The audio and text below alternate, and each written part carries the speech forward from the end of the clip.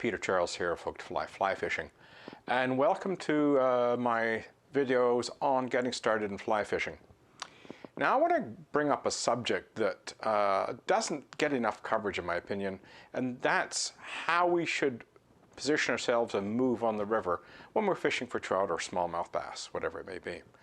Now, we can always tell a beginner to fly fishing, not because of the way they cast, not because of their equipment, but the fact that they don't move. They pick a spot and they just hammer the water in front of them.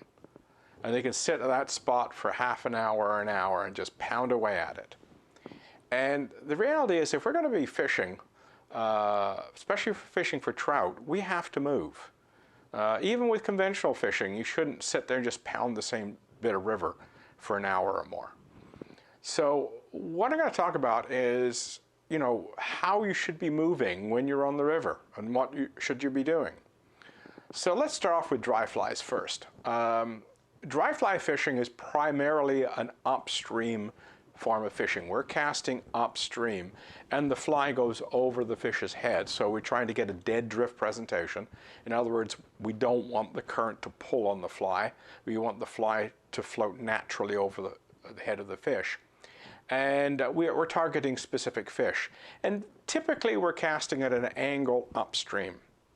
So what that means is, when we want to move, when we're finished trying to cast at that fish and we want to go to another fish, we should move upstream. And the reason for this is fish, when they are pointing, their noses are pointing upstream 99% of the time, and they can see in front of them and almost all the way around behind them. They've got close to 360-degree vision. So the only blind spot is directly behind them. So if you want to approach a fish, the best way to approach them is from behind. If you approach them from the front, they can see you very easily, especially if the water's quite clear. So by approaching from the rear and casting at an angle in front of the fish, having the fly drift over their head is the best way to present a dry fly in most situations. Now, there are some exceptions, but there's no point getting into them. The idea is that when we're casting a dry fly, we're casting upstream at an angle and we move upstream to the next fish. So we see a rising fish further on, we move to that one. And if we don't get that fellow, then we're going to move to another one further upstream. You usually do not move downstream to get fish when you're fishing a dry fly. Now, what happens if you're fishing a nymph? So you can use contact nymphing, which is a straight line, or you could, suspend under an indicator, a float, a bobber. Generally speaking, when we're contact nymphing with straight line, we're in faster water than when we're using an indicator. That's usually associated with slower water. Because of that, and because we want a dead drift, which is the other important thing, just like dry fly fishing, we want a dead drift, only our flies are under the water now instead of being on top. We cast upstream, we cast our contact rig upstream and let it drift down. Now, that means when we're moving, it's normal for us with contact or Euro nymphing to cast upstream. We should be moving upstream. So we're going to move up the run. Now, there are times when you'd want to go downstream, and that's when most of our focus is on the downstream end of the drift rather than the upstream. That's a judgment call. It depends on the flies you're fishing and how you want to present them. But a lot of people will move upstream, and if we're concentrating on the downstream end and we're now swinging more than dead drifting, then we might move downstream with contact nymphing or Euro nymphing. Now, if we're using an indicator, you probably are not going to move upstream, and there's a reason for this. Is in contact nymphing or Euro nymphing, you're in faster water and you're casting one or two nymphs.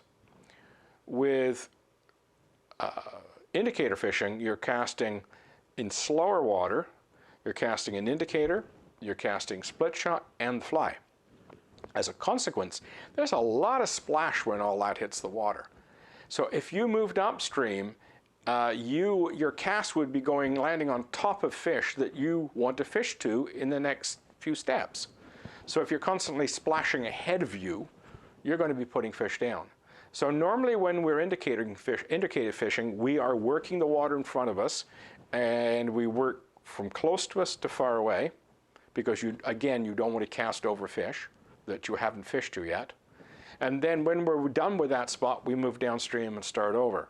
So you would sit here, start fishing very close to you, to your further away, then you'd walk down, maybe 5-10 feet, and then do it all over again. Start close, move out, then move down, try it again. And that way you're covering the run very, very thoroughly, and every cast you're putting out there, it has less and less risk of it landing on top of a fish that you want to fish to.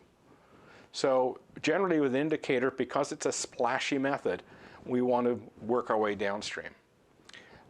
When we're talking about wet flies and streamers, swinging wet flies, swinging or stripping streamers, we're on a tight line and we feel a strike.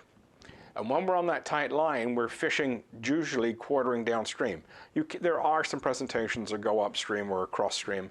Yeah, there's lots of different ways to do it. But most often it's quartering downstream, you're casting across the current, and then you're letting it swing across. Because of that, we always want to move downstream. Now, the interesting thing about wet fly fishing and streamer fishing, we're usually casting a lot farther as well. So the odds of the fish seeing us are greatly reduced compared to dry fly fishing and nymphing, where we have to worry about fish seeing us. When we're wet fly fishing and streamer fishing, the fly is quite a ways away from us, maybe 30, 40, 50 feet or even more. When streamer fishing, sometimes if you're in a big river, you want to cast as far as you possibly can. So, I'm not worried about putting a fish down with my wading when I'm fishing a wet fly or fishing a streamer, like I would if I was fishing a dry. So typically what we would do is we would cast down and across, swing it out, and you might, depending on the water, you might make one or more 2 casts, or you might just take another step. Now, how far should you go down? Well, this is to do with water clarity. If the water clarity is not very good, I wouldn't, I'd take just a small step.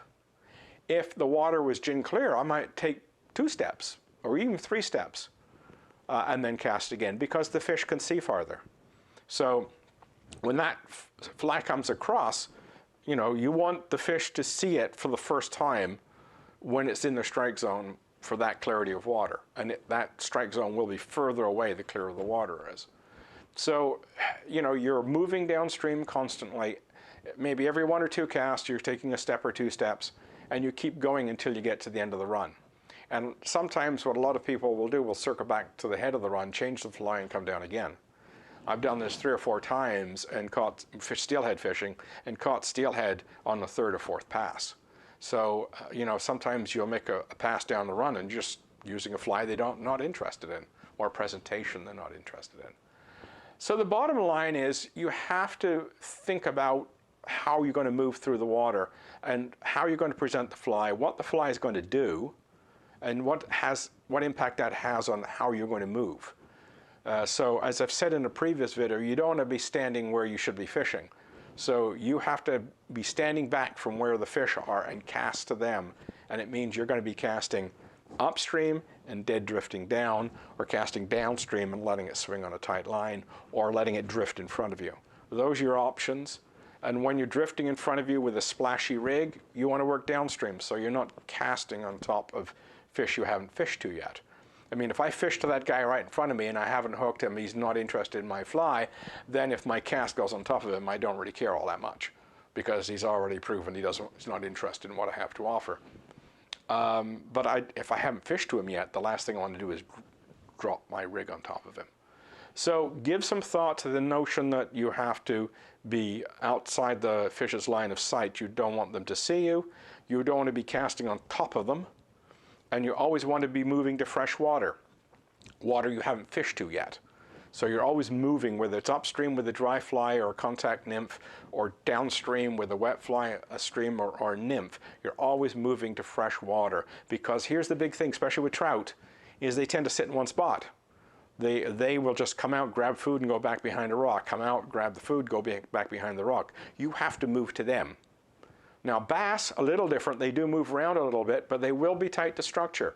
And there's spots on my local river where I can go. I'll know there's always going to be bass in that spot over there and that spot over there. And I can pretty well reliably fish to those spots. But I can't just sit there and hit them over and over and over again. I have to move. I have to fish in front of them at that spot and behind that spot, and I'll get fish in all three places.